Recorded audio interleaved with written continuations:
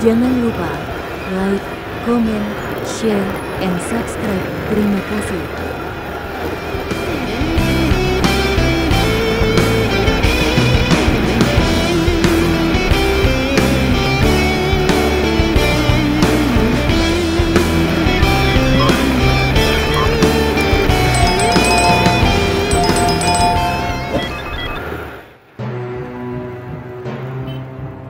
Kecepatan konstan tidak terasa. Itulah kalimat pembuka yang sering digunakan pendukung bumi bulat. Kalimat ini diulang-ulang seperti mantra, seolah-olah dengan mengatakannya berulang kali, itu akan menjadi sebuah kebenaran mutlak. Mereka menyodorkan analogi naik kereta atau pesawat, mengatakan kita tidak merasakan gerakannya karena kita bergerak bersamanya. Tapi, tunggu dulu. Apakah kita benar-benar berpikir kritis di sini? Apakah kita sedang melakukan sains? Atau kita hanya menerima sebuah pernyataan tanpa pembuktian, tanpa rasa, tanpa pengalaman langsung? Sejak kapan sains menjadi soal keyakinan buta? Sejak kapan pertanyaan dianggap sebagai sebuah penolakan terhadap ilmu pengetahuan? Pertanyaan adalah inti dari sains itu sendiri. Apakah itu sains, atau sekadar dogma yang tidak boleh dipertanyakan? Mereka menuntut kita untuk percaya pada angka-angka fantastis. Bumi berputar lebih dari 1.600 km per jam, sambil mengatakan, terima saja, jangan dirasakan. Ini bukan lagi soal fisika, ini soal psikologi.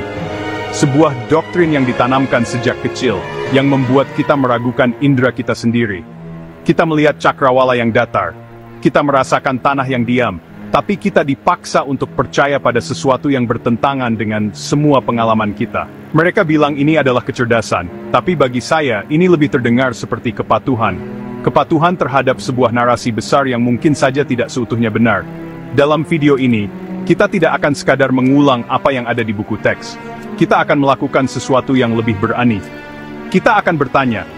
Kita akan menantang. Kita akan melihat argumen-argumen mereka. Bukan dengan kebencian, tapi dengan logika kritis. Kita akan mengupas satu persatu. Tujuannya bukan untuk memaksa Anda percaya, tapi untuk mengajak Anda berpikir. Mari kita mulai perjalanan ini bersama-sama, dan lihat kemana logika akan membawa kita. Siapkan pikiran Anda, karena kita akan menutup pintu untuk dogma. Dogma pertama yang sering kita dengar adalah soal kecepatan konstan. Mereka bilang, bumi berputar dengan kecepatan 1.600 km per jam di ekuator. Tapi kita tidak merasakannya karena semua benda di bumi, termasuk atmosfer, ikut bergerak bersama. Analogi yang paling sering dipakai adalah saat kita berada di dalam kereta atau mobil yang melaju kencang. Katanya, kita tidak akan merasakan gerakannya selama kecepatannya konstan. Tapi, mari kita jujur. Analogi ini cacat dari akarnya. Di dalam kereta, Anda berada di dalam sebuah kotak tertutup. Anda terlindung dari elemen luar. Coba buka jendela kereta yang melaju 100 km per jam. Apa yang Anda rasakan?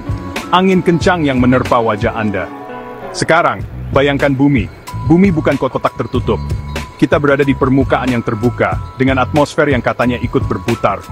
Jika atmosfer ikut berputar dengan kecepatan yang sama persis, kenapa helikopter bisa terbang dan melayang di satu titik selama berjam-jam tanpa terbawa oleh rotasi bumi yang super cepat itu?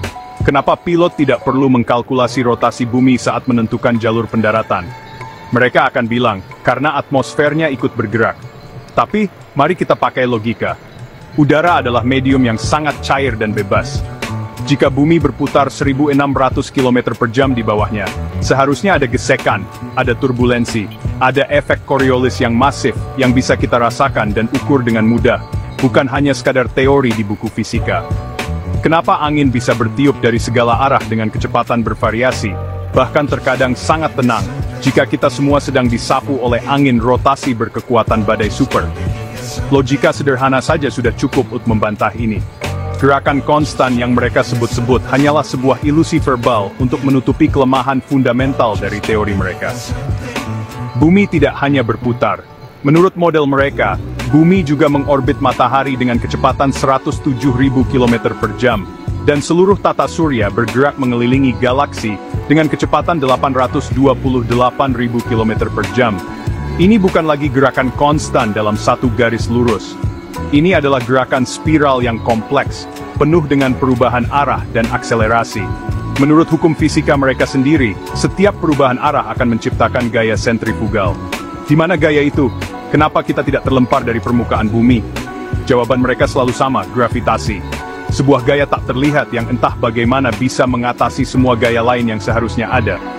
Ini bukan sains. Ini adalah serangkaian asumsi untuk menopang asumsi lainnya. Dogma kedua, mungkin yang paling mendasar yang diajarkan sejak kita di sekolah dasar siang dan malam, terjadi karena bumi berotasi pada porosnya. Ini terdengar logis, sederhana, dan mudah dipahami. Begitu mudahnya sehingga kita tidak pernah mempertanyakannya lagi. Tapi, apakah itu satu-satunya penjelasan yang mungkin? Apakah fenomena siang dan malam secara otomatis membuktikan bahwa bumi adalah bola yang berputar? Komunitas Flat Earth menawarkan sebuah penjelasan alternatif yang sama logisnya, bahkan lebih sesuai dengan observasi kita sehari-hari, tanpa memerlukan asumsi bumi berputar dengan kecepatan gila. Dalam model Flat Earth, bumi adalah sebuah bidang datar stasioner. Matahari dan bulan ukurannya jauh lebih kecil dan posisinya jauh lebih dekat ke bumi, dibandingkan dengan apa yang diajarkan oleh sains mainstream. Keduanya bergerak dalam lintasan melingkar di atas permukaan bumi. Bayangkan sebuah lampu sorot besar yang bergerak di atas panggung yang luas. Area yang berada tepat di bawah lampu sorot akan mengalami siang yang terang. Sementara area yang jauh dari jangkauan cahayanya akan mengalami malam. Pergerakan matahari inilah yang menciptakan siklus siang dan malam, serta pergantian zona waktu di seluruh dunia, bukan karena bumi yang berputar seperti gasing. Penjelasan ini tidak hanya masuk akal secara konseptual, tapi juga bisa didemonstrasikan. Anda bisa membuat model skala kecil di rumah dengan sebuah piringan besar dan senter.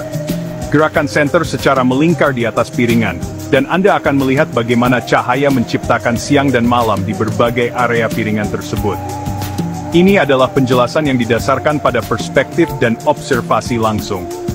Kita melihat matahari terbit di timur dan terbenam di barat.